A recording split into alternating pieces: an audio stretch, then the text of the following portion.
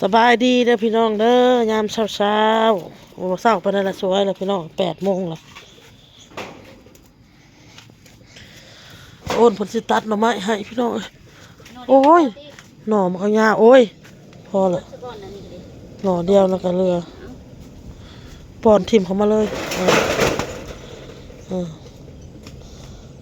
ออหน่อหน่อไม้กิมซุงเฮาอยากไปขุดเอาตอมันโอนมาปลูกมันหนักพัวเฮาผักเวียกกว่าเป็นกับคณะเอาไปกินเลยฮะก็เลยสองหนอน เฮาปลูกแล้วติดแล้วผัดตายส่วนฝนตกน้ำท่วมน้ำซึมมันน่ะตายเฮาต้องปลูกบ่สูงๆบ่อนหมกมันสิต้มกินแล้วป่ะต้มแล้วก็ต้มน้ำมันสมแล้วกันมีบ่อนผสมบ่มีหน่อไม้ส้มหน่อเนี่ยมันก็พอแล้วโอนหน่อไม้ส้มอ่ะโอนเพิ่นตัดให้พี่น้องเอ้ย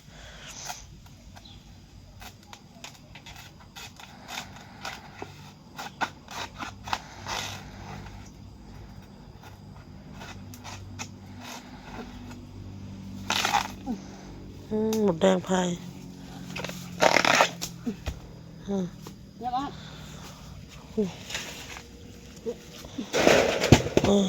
ขอบใจหลายๆเสื้อคือหน่อน้อยเลยจ้ะ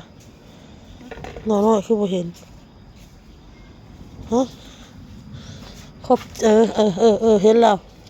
หน่อหนึ่งก็สิเฮ็ดหน่อไม้ส้มหน่อหนึ่งก็สิต้มเด้อพี่น้องเด้อไปพี่น้องไปปอกมันหน่อไม้กิมซุงเฮ็ดพ่อนางแถวนะฮะเราลงมาปอกมาใหม่เลยพี่น้องเด้อปอกมาเอาซ้ำมาใส่ก่อนนี่อ้นปอกแล้วเรียบร้อยแล้วพี่น้องอ้นก็สิต้มด้วยพี่น้องเด้อเนี่ย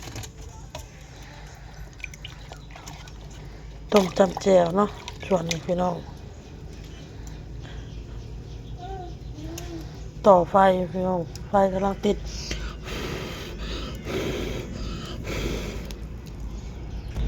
ลูกค่อยอันนี้สิผักเห็ดหน่อไม้ส้มพี่น้องอันนี้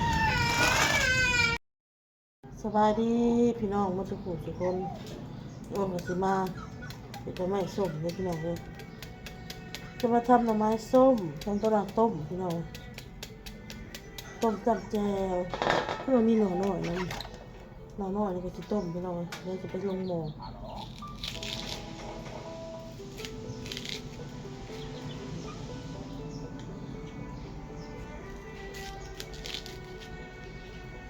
ไปต้มก่อนพี่น้อง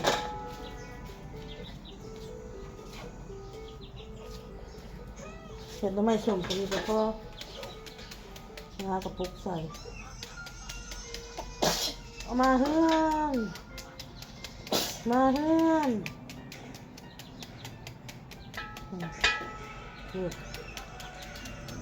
ไงจุ้งมาลูกไงจุ้งโตปีเนื้อแพง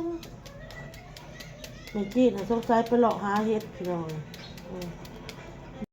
ไม่จีดกับมาพี่น้องแต่หาเห็ดสบายดีพี่น้องมาหอดแล้วมึงไงกินน้ำก่อนกินน้ำเย็น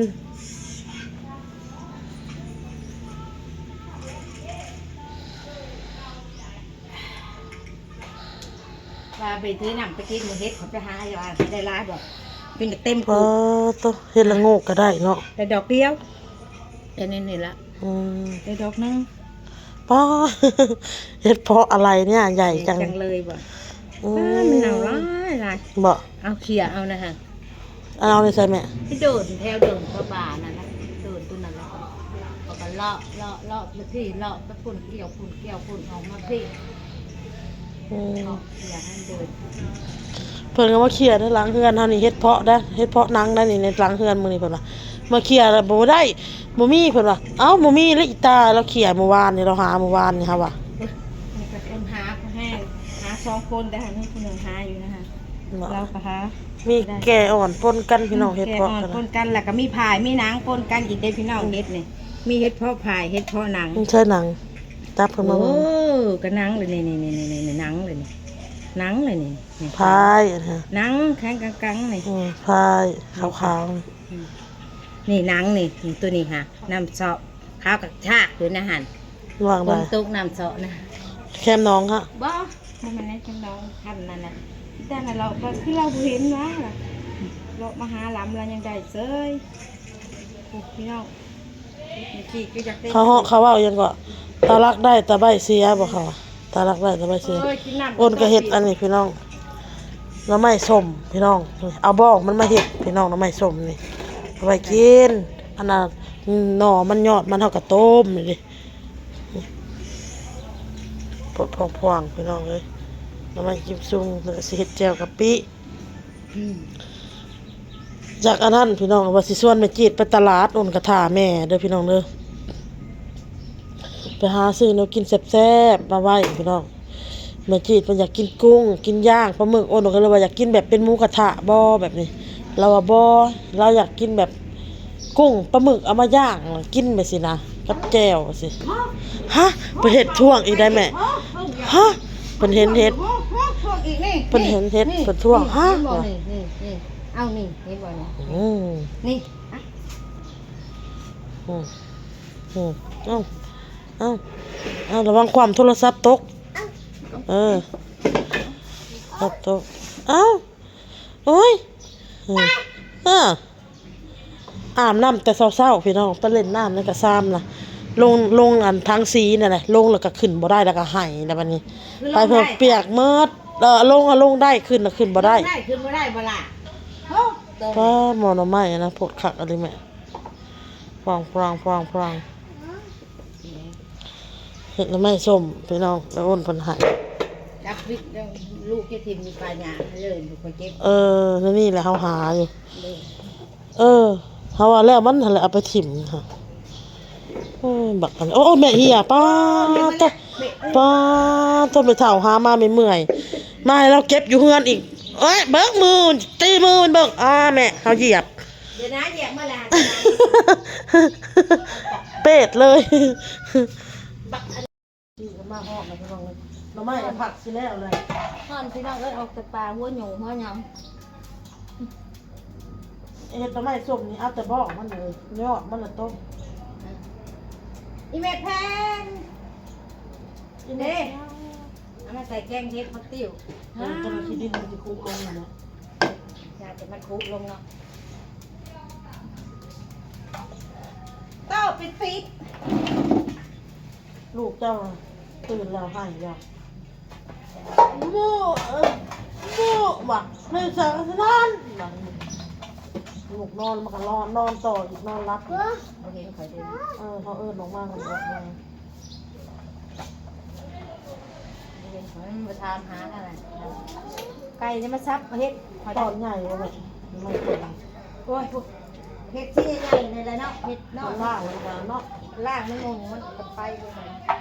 โอ้ยบอกเคยเห็นพี่น้องเคยเห็นบ่เห็ดเพาะเห็ดกระดอกพี่พ่อแม่เห็ดเพาะได้นะใหญ่ตะโตโอเคไงวะหายังไม่ดีอ่ะแต่ตาตัวและตาสองตาปวดอยู่ทลายคนหาจากคนสิเห็นละคุณนำบุเห็นกับคุณนำเห็นนะ ไปบ่ได้อ้นพี่น้องเลยพาเอาโต้เลยน้องบอลอยู่จังหวัดน้องบอลเอาน้องหายไปทำแม่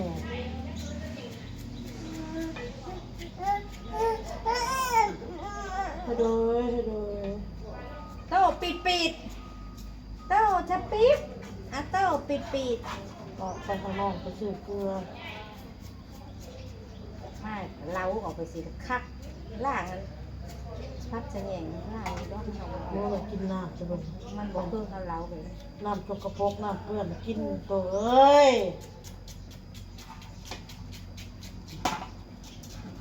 เฮ็ดบ้าไงพี่น้อง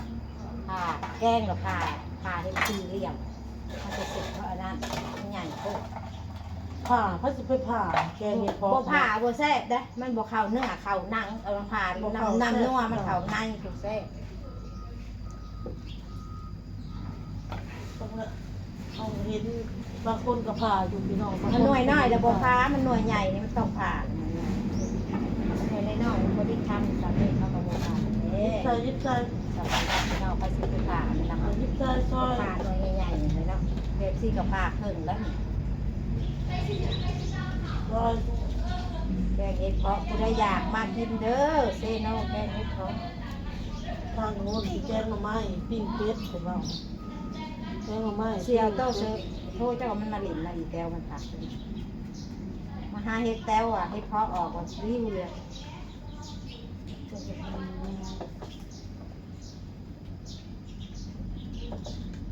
นี่คุณตกใส่ไปสีอีกโซเสมอหอมเอาจะว่าเห็ดอื่นๆเอา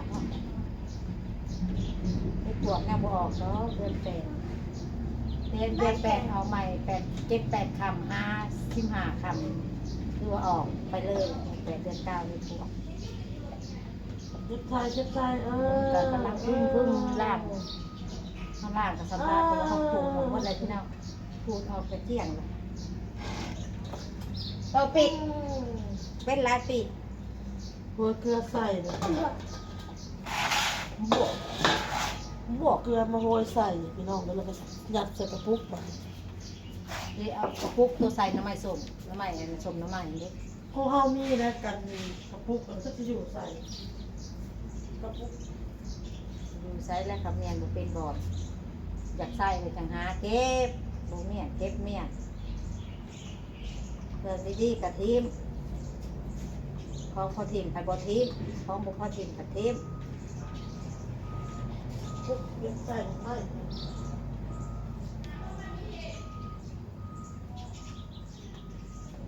ทั้งนั้นในเบิ่งทั้งอัน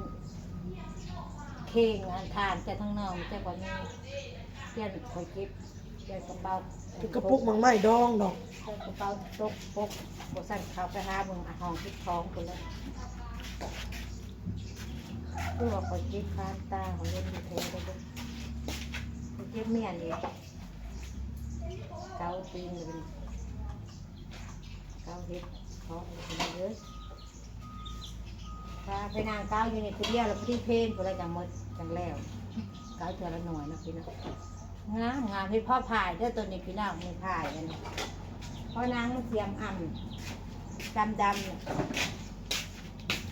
มันหลายเขาอย่ามันเหลือ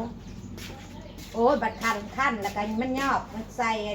เกลือแล้วก็มันก็ยอบลงแล้วขั้นกันน้อยเดียวหนูอ้นมันชิเลือยังพี่เต็ม เกลื กั อบ จะยัดกระปุก พ่อกับไปซื้อมาใส่อีกว่าพ่อยังเลยอาเต้าปิดคุณน้องยัง พ่อมันตัว อ๋อ พ่อเนาะ เจ้าบอกสลาวมันก็ยอบไปจะน่าจะอ่อนลง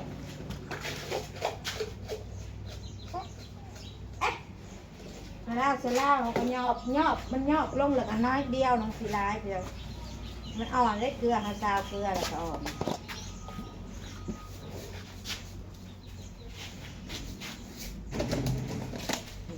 ขอ สลาวกันนี่พี่น้องเลยพ่อบอกว่าพ่ออะไรสักอย่างเนาะมันจะเป็น พ่อเกลือซาวใส่แล้วก็มันก็อ่อนก็ยอบลง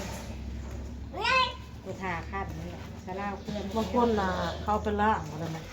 โอ้ยยังกระล่างเกลือออกไปนั่นคือได้ล่างเลยคิดโบล่างแต่ว่า มันได้ล่างได้ มา อ่ะมันได้ล่างได้ไหม ล่างโบล่างก็น้ำคมน้ำหึ่นมันก็บ่ออกเลยเนาะซ่ามันอ่อนแล้วก็ขั้นแล้วก็ล่างออกเลยจะใส่เกลือใหม่มันนี่แล้วก็มกนี่เลยไม่ส้มเจ้าต้องขั้นจะเป็นน้ำไม่ส้มต้องคั้นเอาอันนั้นน้ำมากินไม่ออกนั้นพื้นมันนั่นออกก่อนพื้นไหนน้ำมันกันบอกนี่คือว่าโอ้คุณนี่แก่แล้วมีพ่อนางอย่างดี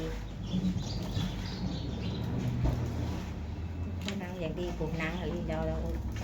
นี่แก่แล้ว แก่แล้วกับสีลายหน่วยอ่อนกับสีลายหน่วยอยู่ที่นั่งเลยเมื่อกี้เก็บเอาเมิดมาดูในขี้ดินมันบูจักตัวได้แก่ตัวได้อ่อ มัน นเลือกเอา